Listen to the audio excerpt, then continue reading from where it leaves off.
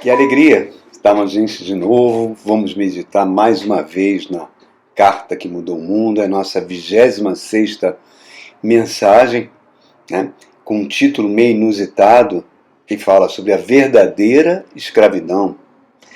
Romanos é a carta que mostra que o nosso Senhor Jesus Cristo é a resposta para qualquer necessidade humana. É o grande tratado cristão, da teologia cristã. É a carta que realmente transformou toda a civilização ocidental. E, particularmente, nós estamos em algumas mensagens tratando do capítulo 6 de Romanos. O capítulo 6 de Romanos é um verdadeiro tratado, é o único capítulo que explica em detalhe o que o pecado fez com o ser humano. Como o pecado veio escravizar o ser humano, como o pecado veio como um poder destrutivo, maligno, que poderia já ter destruído toda a humanidade. Só não destruiu a humanidade porque Deus, ao longo da história da humanidade, foi intervindo e fez a última intervenção, que foi a vinda do próprio Filho, Jesus Cristo, para, na cruz do Calvário, destruir o pecado no ser humano. Mas ele está presente em nós. Esse poder destrutivo, infelizmente, está presente em nós, e só seremos completamente livres da influência do pecado com a volta do Cristo, quando a gente receber o corpo de glória. Então, queridos, nós temos trabalhado nesse capítulo 6, e hoje nós vamos, na nossa penúltima mensagem, que eu estou tratando do tema verdadeira escravidão, eu vou convidar você a abrir a sua Bíblia em Romanos 6. Vamos ler do verso 17 ao verso 22. Fala assim: mas graças a Deus, porque embora vocês tenham sido escravos do pecado, passaram a obedecer de coração a forma de ensino que foi transmitida.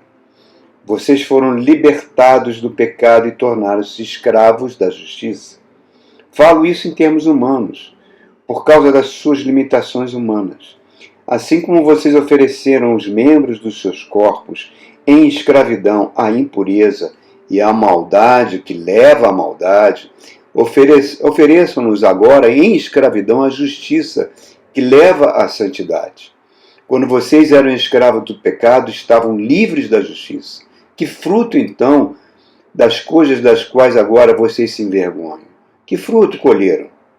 O fim delas é a morte. Mas agora que vocês foram libertados do pecado e se tornaram escravos de Deus, o fruto que vocês colhem leva à santidade, e o seu fim é a vida eterna. Então, o apóstolo está dizendo para a gente que o pecado é como um senhor de escravo cruel, que domina a vida do ser humano. É um senhor de exército de armas que traz a morte. Não existe nenhum ser humano livre desse poder. O pecado escravizou toda a humanidade. E quando a gente entrega a vida a Jesus Cristo, acontece um fenômeno espiritual fantástico. Nós somos crucificados junto com Ele. Iniciou-se a nossa conversão. Romanos declara que esse é o passo único e principal para a gente ser escravo, não mais do pecado, mas escravo de Deus. Desde que essa conversão seja uma autorrendição, a minha vontade, eu obedeço de forma total, radical, exclusiva a Deus. Jesus falou que nós não podemos ter dois senhores. Ou nós pertencemos a Deus, ou nós pertencemos numa busca, por mais pobre que a gente seja, numa busca a riquezas, ao dinheiro. A escravidão com Jesus Cristo faz algo fantástico. Faz Ele agir no meu lugar quando eu não consigo. Então não existe para o cristão que entregou a vida a Jesus o não posso, porque todas as coisas podemos naquele que nos fortalece. Então, eu tenho que ter muito cuidado nesse mover por conta própria, nesse mover de forma independente de Deus, porque isso é o grande perigo. Isso é uma faceta do pecado. A nossa natureza, que a Bíblia chama de carne, né, que é a nossa psique, a nossa alma, o nosso corpo juntos, milita contra o nosso próprio espírito que foi recriado, o nosso verdadeiro homem interior que quer governar o nosso ser. Então, no verso 17, o apóstolo Paulo está fazendo uma exclamação fantástica, mas graças a Deus, porque ele está dizendo que houve uma mudança completa em nossas vidas. Essa mudança aconteceu basicamente em 4 estágios. Nós éramos escravos do pecado. Então, fizeram por nós, Deus fez por nós. E aí eu entrego a vida para Deus, na pessoa do Cristo, e passo a obedecer a Deus de coração. De coração. Então, isso aconteceu. Nesse momento, eu sou liberto do poder do pecado. E eu me transformo também em escravo. Escravo de quê? Escravo da justiça de Deus. Então, Romanos 6 é muito enfático. Ele fala que todos os seres humanos são escravos do pecado. Só existe 2 tipos de escravidão. Ou nós somos escravos do pecado, ou somos escravos de Deus. A conversão é que faz essa transferência de posse. Nós passamos a pertencer a Deus, de um estado de pecado para um estado que a Bíblia chama de santidade. Que coisa incrível, irmãos. E aquela parábola do filho pródigo, quando ele cuida dos porcos, que chega no... O pecado destruiu a vida dele, bagunçou a vida dele, e ele volta para casa acabado, esfarrapado para os braços do Pai, simbolizando nós, né? Aponta para nós, quando nós voltamos, por meio de Jesus Cristo, a nos reconciliar com o Pai, que é Deus. O filho pródigo não traz um porquinho debaixo do braço. Ele deixa o porquinho na lama. Isso aponta o quê? Para a vida de pecado. O pecado, se ele continua na nossa vida, ele vai nos deprimir. Deprimir, tanto fisicamente como emocionalmente. Por isso que você vê, às vezes, pessoas que vêm bem na caminhada, pessoas que buscam o Espírito Santo e caem naquilo que tenazmente assedia a pessoa. A pessoa se arrepende, pede perdão ao Pai, o sangue de Jesus está disponível para lavá-lo, levanta e continua a caminhada em amor. Isso é fantástico, irmãos. E é a nossa história. Essa é a nossa história. E cada vez que a gente anda em amor, a Bíblia diz que nós estamos cobrindo uma multidão de pecados. Cada gesto de amor é uma poupança celestial fantástica, irmãos. Por isso que ele está falando, graças a Deus, porque vocês obedeceram a uma forma de ensino. Irmãos, a uma doutrina dos apóstolos. A forma de ensino, a palavra de Deus. É a palavra de Deus que eu obedeço. Por isso que é inconcebível um crescimento cristão sem a palavra de Deus. Não existe atalhos na vida espiritual. A palavra de Deus é que vai fazer esse trabalho no meu coração. O Espírito Santo vai aproveitar para transformar, para formar o verdadeiro discipulado. A palavra de Deus vai me dar força e poder para enfrentar lutas.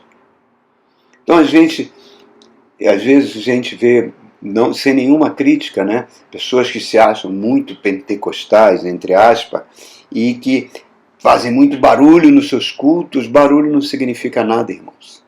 Nada se não tem mudança de caráter. Essa é o ponto. Mudança de caráter. Não adianta, eu vim aqui buscar mistérios. Se não mudou o caráter, se você não se tornou um homem melhor, uma mulher melhor, um marido melhor, uma esposa melhor, é só barulho. É só barulho. Então, assim como os remédios tarja preta passados por um psiquiatra não mudam o caráter da pessoa, né? Eles vão influenciar na vontade, mas o caráter da pessoa, né, não muda. A gente só vai ser mudado se a gente pega a nossa vontade e torna ela submissa a Deus. Uma vida de dependência de Deus. Por isso que a gente trava uma luta contra um lobo velho, né? Esse lobo velho de cabelo branco, que mora dentro da gente, que é o nosso ego, que não quer perder terreno, que não quer largar sua vida de independência, né? Ele trava uma luta contra o cordeiro manso do Cristo. É o lobo contra o cordeiro. Né? Quem vai vencer? Depende se eu vou alimentar o lobo ou se eu vou alimentar o cordeiro com minhas atitudes, com meus gestos, com a palavra que eu estou ouvindo. Então, a palavra tem que virar uma praxis. Praxis é a palavra que significa prática de vida. Eu tenho que praticar a palavra. Não sou um mero ouvinte, como diz Tiago. Antes da conversão, não havia essa luta. Quem dominava era o lobo. O lobo é que mandava. Nós estávamos debaixo do pecado, né? E que é a maior cegueira da humanidade. A humanidade maqueia o pecado com intelectualismo, com humanismo, com racionalismo. Tenta encobrir um câncer, irmãos. Um câncer que é devorador dentro do ser humano. Que é mais claro que o meu próprio nariz. Esse lobo velho dentro de nós era alimentado por esse poder. Quando há uma conversão, passa a existir agora uma luta na minha mente, pelo meu domínio da minha mente. O poder do pecado e o Espírito Santo trabalhando com o meu espírito. É a mente que vai dizer qual o caminho que vai voltar. É ela que vai definir meu interior. Por isso que essa luta travada em Romanos 7, nós vamos ver mais tarde, quando Paulo fala, miserável homem que sou, o mal que eu não quero eu faço, o bem que eu não quero fazer eu não consigo. Ele mostra um desespero dentro do ser humano contra esse poder. Por isso que você fica horrorizado com notícias que chegam, né? Uma notícia recente, o pai, a esposa cometeu um adultério, o pai ficou enlouquecido e se vingou matando duas criancinhas, suas duas filhinhas, depois ele tentou se matar. Como é que isso acontece, irmãos? Quando ele casou, naquele momento, com aquelas juras de amor, com aquele amor todo, e casa, nasce as crianças, deve ter trazido tanta alegria para esse casal. Que processo é esse que leva depois a cometer uma barbárie dessa, irmãos? É um processo que já está dentro do nosso coração. É um processo que está ali. É esse lobo que tem fome do mal. Ama fazer maldade. É um lobo mau mesmo. Um lobo mau mesmo. Nós temos que matar esse lobo. Nós temos que alimentar o verdadeiro cordeirinho que habita dentro de nós. Jesus falou, eu sou manso e humilde de coração, aprendei de mim. Esse espírito recriado que é o nosso verdadeiro homem interior, que vai governar o nosso ser depois. Então, senão a gente vira um crente vampiro, que é o pior tipo de crente possível. É aquele que chega assim, que quer o sangue de Jesus, mas não totalmente. Só para limpar um ou outro pecado. O outro não, deixa quieto, vamos levando a vida, é uma coisa parcial, não se esforça para mudar. Então não vai experimentar nunca essa verdadeira escravidão que vai trazer uma vida abundante, a escravidão a Deus, que vai produzir santidade. Romano 12, 1, 2 fala, rogo-vos, não ofereçam seus corpos a Deus no sacrifício vivo e racional, para que vocês possam experimentar qual seja a boa, perfeita vontade de Deus, e não vos conformeis com esse mundo, mas renovai-vos pela transformação da vossa mente. Quando a mente é renovada, não tem medo, irmãos. Quando a mente é renovada, não tem síndromes, não tem depressão, não tem julgos de opressão. Senão a gente vai ser...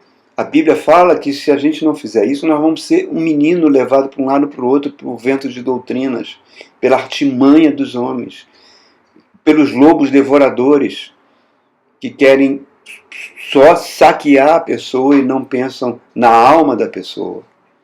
A igreja tem que pensar na alma da pessoa e não no dízimo da pessoa. A igreja tem que pensar no crescimento da pessoa. O dízimo é importante para que a igreja pague suas contas, mas as pessoas da igreja que entregam a vida a Cristo oferecem o dízimo de forma natural. Não precisa haver uma cobrança. É uma coisa que você oferece a Deus e Deus retribui Muito, muito, muito, muito mais. Mas não é isso que eu quero falar. O mais importante é a minha alma. A igreja tem que estar preocupada com a minha alma, com almas que se convertem. Senão, a gente vai ser sempre menino na fé. É muito triste isso, irmãos. Verso 18, ele fala assim: vocês foram libertados do pecado e tornaram-se escravos da justiça. Ele insiste nesse termo de escravo. Escravo da justiça. Reparem, eu fui emancipado da escravidão do pecado. Romanos 12 diz que eu não posso me conformar com esse mundo. Eu preciso reconhecer que esse mundo é uma ilusão. Os hindus reconhecem isso. O mundo é uma ilusão. É um mundo material, é um mundo que eu não posso me iludir, porque a Bíblia diz que ele jaz no maligno. Ele tem um príncipe. Então, eu não tenho que estar preocupado com a minha reputação mundana. A reputação que o mundo tem de mim. Eu tenho que estar preocupado com a reputação que eu tenho, que Deus tem de mim. O que Deus pensa a meu respeito. Né? Então, o mundo ama o glamour, porque o glamour sempre vai esconder algo ruim, algo podre que está por trás. Quando uma pessoa sofre uma queda espiritual, uma apostasia, isso não acontece de repente, irmãos. Isso não acontece do dia para a noite. Isso é um processo lento de conquista de terreno, que fez o que esse pai matasse as duas filhinhas dele. A mente dele foi sendo conquistada por esse poder terrível. É claro que os espíritos malignos trabalham e se alimentam disso. Por isso que a Bíblia fala em Efésios: não dê lugar ao diabo. Porque se a gente dá, essa transformação que está em curso, ela é estancada e a gente volta para trás. É aquilo que o livro de Hebreus fala: o porco voltou à lama. É muito sério isso, irmãos. É muito sério. Então, por isso que Paulo está dando graças a Deus. Vocês receberam um ensino maravilhoso. Para quê? Para que você não alimente mais essa natureza carnal. Não alimente essa natureza carnal. Porque o Espírito Santo transformou a gente, é o maior milagre que existe. Somos novas criaturas e o Espírito Santo vai operar nas mínimas coisas, nos mínimos detalhes, para que a gente aprenda a confiar e a descansar nele. Satanás sempre vai querer que você haja pelas suas próprias forças, pelo seu próprio intelecto, pelas suas próprias posses. Por isso que esse capítulo 6, que eu considero o tratado do pecado, ele usa essa palavra escravo. Porque no fundo todo mundo é escravo. Todos são. Porque a nossa natureza é fraca. Jesus mesmo falou: a nossa carne é fraca, mas o nosso espírito já está pronto. Então, nós somos muito vulneráveis à tentação. Nós somos muito vulneráveis a detonar tudo que é relacionamento pelo nosso egoísmo. Facilmente esquecemos dos nossos compromissos com Deus. Estamos sujeitos a distorções de ensino, de falsos pregadores. Então, para que eu viva pela fé, como a Bíblia fala, o meu justo viverá pela fé, eu tenho que obedecer a Deus, obedecer aos mandamentos de Deus, pedir ajuda ao Espírito Santo para ajudar-nos naquilo que a gente não consegue. Isso não tem nada a ver com a teologia que é ensinada em muitas igrejas, onde se manipula a palavra, onde se diz que a gente é um vencedor material, que estamos aqui para conquistar bens e riquezas, poder. Tudo isso, irmãos, é a proposta que Satanás fez ao Cristo no Monte da Tentação. Quando ele falou: olha, tudo isso foi dado para mim, Jesus. Tudo foi dado. Adão me deu isso. Dinheiro, nações, basta você me adorar que eu te dou também. E os crentes adoram. Muitos crentes adoram. Muitos líderes adoram. Basta você ver exemplos claros aí nos últimos 4, 5 anos. Então, irmãos, é tão importante a gente entender isso, que a cruz acabou com isso. Colossenses 1 diz que Colossenses diz que nós somos transportados do império das trevas para o reino do seu amor. Colossenses 2 diz que as forças espirituais da maldade foram despojadas na cruz. Apocalipse diz que a chave do inferno e da morte estão na mão do Cristo. Salmo 24 diz que o domínio sobre toda a terra é do Senhor. Os evangelhos dizem que toda a autoridade está na mão do Cristo. Ageu diz que o Senhor é dono do ouro e da prata. Então, esse príncipe maligno que governa esse mundo é um governo temporário. É um governo que está com os dias contados. Que está chegando a época que ele vai ser aprisionado para sempre. Enquanto isso, ele está atuando. Ele atua nesse mundo porque com a permissão de Deus. Mas isso está acabando. E ele faz como? Ele usa a sedução, ele usa a mentira. Para quê? Para escravizar o ser humano. O amor ao dinheiro é o principal. É o principal, irmãos. Irmãos, olha, eu vou falar uma coisa muito séria. Você quer ver uma pessoa endemoniada? Olha, você vai brigar comigo. Porque é o que eu vou falar aqui. Mas pega uma pessoa que é muito rica, que tem muitas posses, que é uma pessoa extremamente materialista, né? Que ela acha que com o dinheiro dela ela pode comprar quem ela quer, ela é soberba, ela é arrogante, ela elege políticos, os políticos beijam os pés dela, né? Ela coloca e tira pessoas em cargos chefes para atender seus interesses, ela domina as leis, a política. É um endemoniado, irmãos. É um endemoniado. Eu estou falando algo, se você vê, e isso se reflete tanto nas grandes fortunas, quanto nas pessoas que têm uma vida abastada, que não colocam isso aos pés do Senhor, que não são gratos ao Senhor. Saber que eles têm aquilo, que Deus emprestou aquilo para ele, a riqueza para ele, para que ele use a riqueza como um canal de bênçãos para a vida de mais pessoas, e não para si próprio. Jesus conta isso de forma categórica na parábola do rico e do mendigo Lázaro. Que o rico foi para o inferno e o mendigo foi para o céu. Irmãos, é uma coisa muito clara, muito, como é que eu posso dizer? Muito cristalina.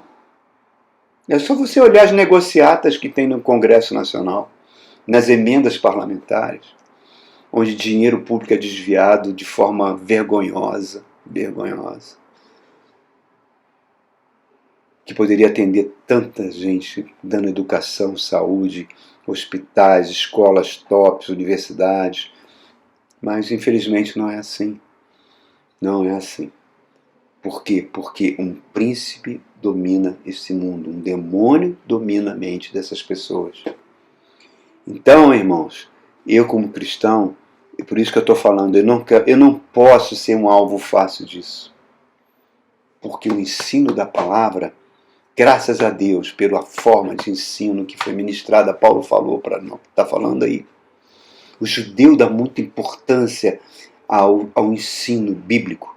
Né? Ele pega as criancinhas, os pais têm esse dever de ensinar a Torá, de levar os seus filhinhos para a sinagoga para receber ensino. E eles mesmo em casa ensinam. Tá? Para quê? Para que não haja desequilíbrio na nossa fé. Certa feita, eu conversei com um pastor de uma denominação que eu trabalhei junto um tempo da minha vida, e muitos anos atrás, e ele estava contando, ele era pastor de uma igreja, e ele disse que expulsou uma menina, né? Uma menina que era do louvor, que engravidou, expulsou ela da igreja. E eu perguntei para ele o seguinte, olha só,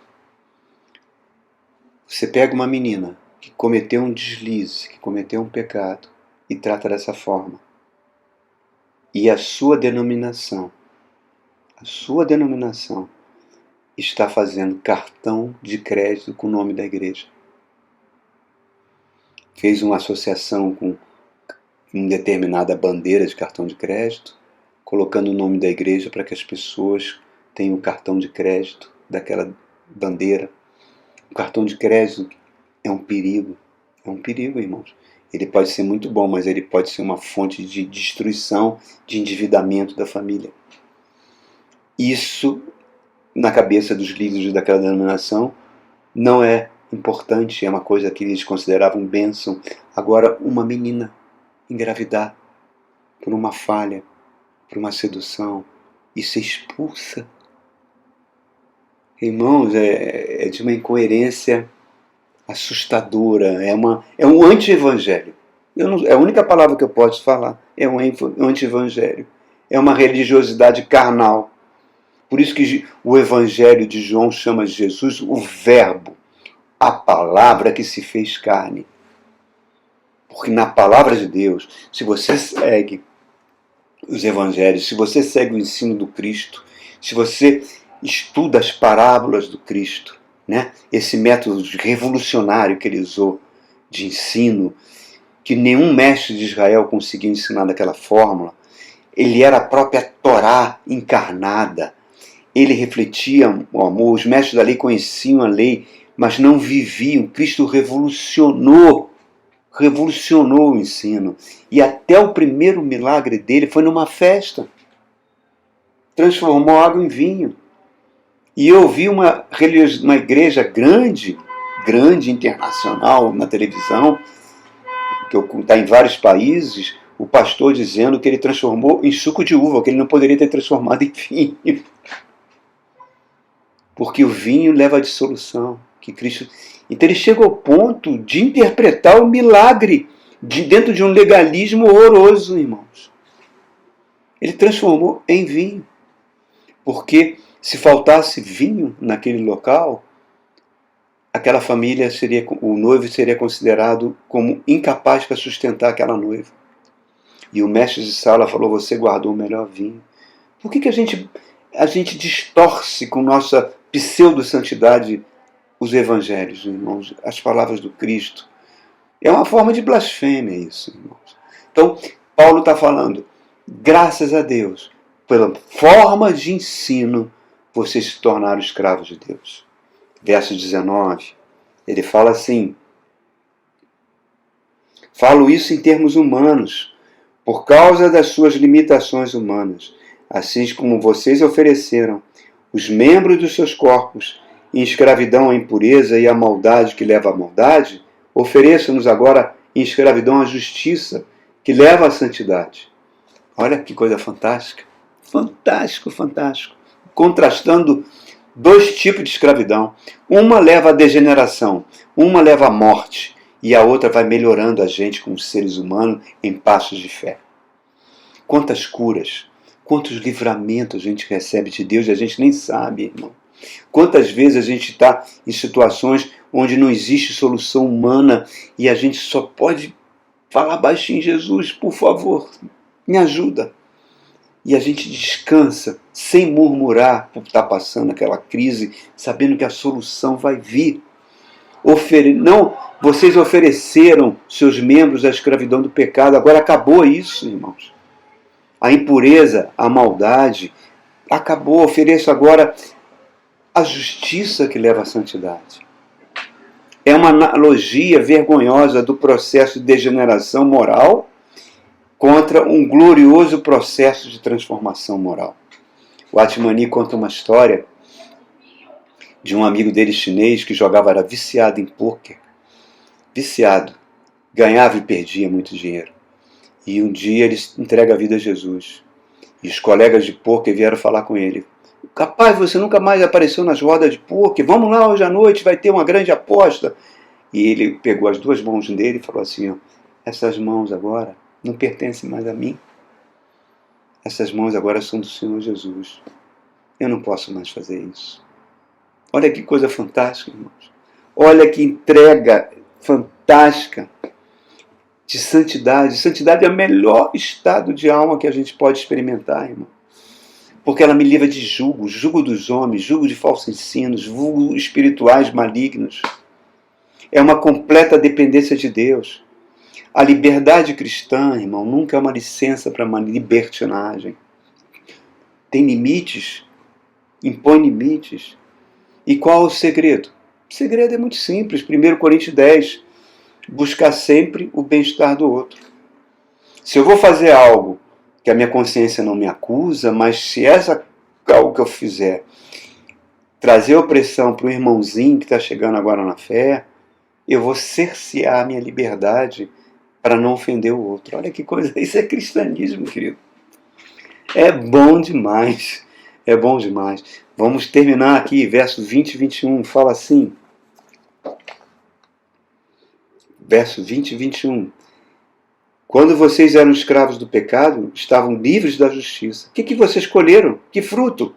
Das coisas das quais você agora se envergonha. Porque o fim delas é a morte. É exatamente isso. Morte do casamento, morte física, morte espiritual, morte emocional, morte no relacionamento com Deus. O pecado é um produtor de morte. Morte dos relacionamentos, nos relacionamentos do lar. Traz vergonha. Tudo que fizemos é oculto, não adianta, irmão, vai vir à tona. Jesus falou que vai ser proclamado nos eirados, nos telhados. Quem vai proclamar? Os próprios demônios. Não vão deixar que o que você fez oculto fique escondido. Eles querem que você seja envergonhado. A prática do pecado traz o pior tipo de morte. Qual o pior tipo de morte? A separação eterna de Deus. É aquele rico que está separado lá, que chega, pai Abraão, por favor, me tire desse lugar. E ele falou, você já teve a sua compensação no mundo, meu filho. Acabou o teu tempo. Realmente, Apocalipse 20 e 21 chama isso de segunda morte.